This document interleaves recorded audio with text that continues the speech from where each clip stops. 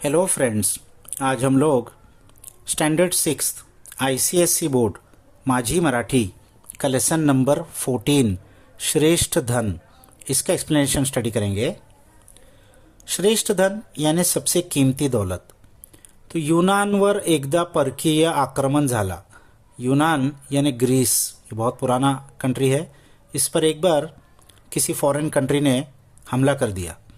आक्रमक रानटी व क्रूर असल्यामुळे ते आपली कत्तल करतील या भयाने तिथले लोक बरोबर नेता येईल असं मोजकं पण मौल्यवान सामान व आपली बायका मुलं घेऊन सुरक्षित असा परराज्यात जाऊ लागले। तो आक्रमक रानटी व क्रूर असल्यामुळे, वो जिन्होंने हमला किया था वो बहुत रानटी यानी जंगली और क्रूर बहुत क्रूएल होने की वजह से वो हमारा कत्ल करेंगे, हमको मारेंगे। इस डर से वहाँ के लोग अपने साथ जो सामान ले जा सकते थे, मोजका यानी गिना चुना सामान, अब ज़्यादा सामान तो लेके नहीं जा सकते थे, लेकिन कीमती सामान, जो कीमती सामान है वो लेकर और अपने बायका मुलं, अपने बीवी बच्चों को लेकर वहाँ से सुरक्षित अशा परराज्यात, सेफ ऐसे किसी दूसरे राज्य में, दूसरे किंगडम में जाने लगे। त्यांच्यापैकी कुणी आपला स्वतःचा घर, तो उसमें क्या कोई अपने खुद का घर, कुणी आपली शेतीवाडी और कोई अपनी खेती, तर कोणी आपली गुरंढोरं और कोई अपनी गाय भैंस मागे टाकून जाऊ लागत असल्यामुळे, पीछे छोड़कर जाना पड़ रहा था, इस वजह से रड़त होते, रो रहे थे, बहुत परेशान थे, दुखी थे। फक्त एक मनुष्य पूर्णपणे प्रफुल्लित मनाने, लेकिन उसमें का सिर्फ एक आदमी पूरी तरीके से प्रफुल्लित मनाने यानी बहुत खुशी खुशी मन से भेटेल त्याच्याशी बोलून त्या हजारों लोकांबरोबर चालला होता। जो भी उससे मिलता था उससे बहुत खुशी खुशी बात कर रहा था और उन हजारों लोगों के साथ वो भी चल रहा था। त्याची ती निश्चित मुद्रा पाहून त्यांच्यापैकी एकाने त्याला विचारले।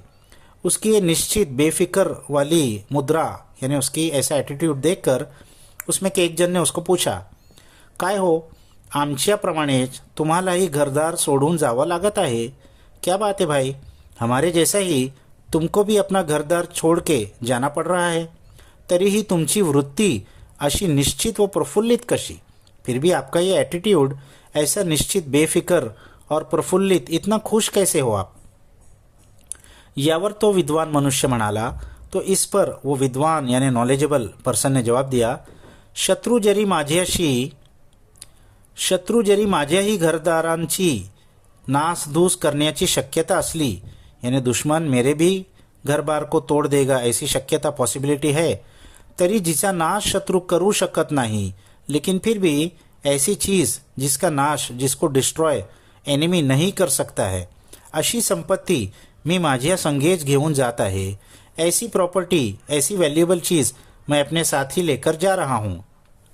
त्यामुळे मी कुठेही जरी गेलो, तो इस वजह से मैं कहीं पर भी जाऊँ तरी माझ्यावर व माझ्या कुटुंबियांवर उपासमारीची प्रसंग येणार नहीं।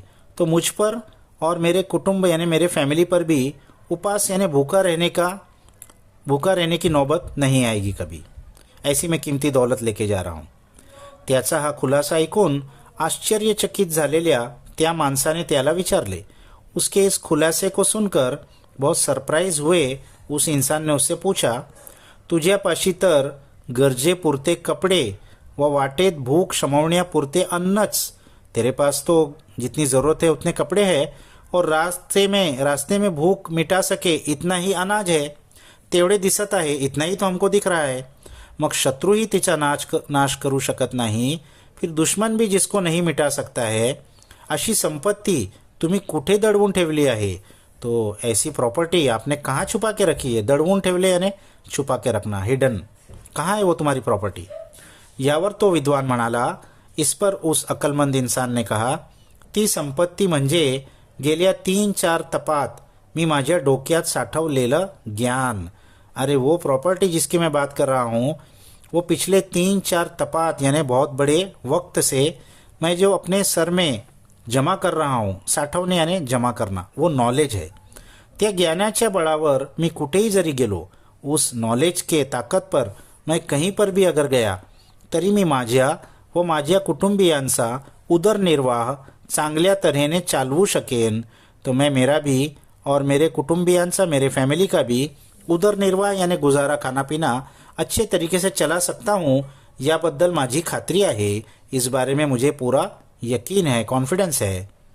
म्हणून इतरांच्या दृष्टीने जरी मी धन दौलतीला मुकलो तो इसलिए दूसरों की नज़र में अगर मैं धन और दौलत मेरी जा चुकी है असलो तरी माझ्या टिकाऊ अशा ज्ञान रूपी, लेकिन फिर भी मेरे टिकाऊ यानी वो कभी ख़त्म नहीं होगा ऐसा ज्ञान के रूप में जो मेरे पास धन है, धनापासून मला कुणीही वेगळे करू शकत नसल्यामुळे मुझे कोई भी उससे दूर नहीं कर सकता, कोई भी वो धन मुझसे छीन नहीं सकता, मेरी नॉलेज कोई छीन नहीं सकता.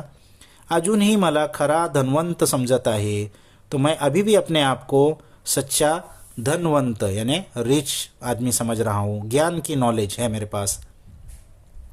म्हणूनच मी माझी निश्चिंती व प्रफुल्लित मनस्थिति टिकवून आहे. तो इसीलिए मेरी ये बेफिक्री और हैप्पी जो मन की कंडीशन है ये अभी भी टिकी हुई है मेरे ज्ञान के, नॉलेज का जो धन है मेरे पास उसकी वजह से. तो ये बहुत ही अच्छा लेसन था नॉलेज की कीमत के ऊपर. यानी पैसा तो इंसान पैसे की हिफाजत करना पड़ता है और नॉलेज इंसान की हिफाजत करती है. और पैसा खर्च करने से कम हो जाता है और नॉलेज खर्च करने से बढ़ती है. और नॉलेज हमसे कोई छीन भी नहीं सकता. तो नॉलेज ही सबसे बड़ी कीमती इंसान की दौलत है. ये यहाँ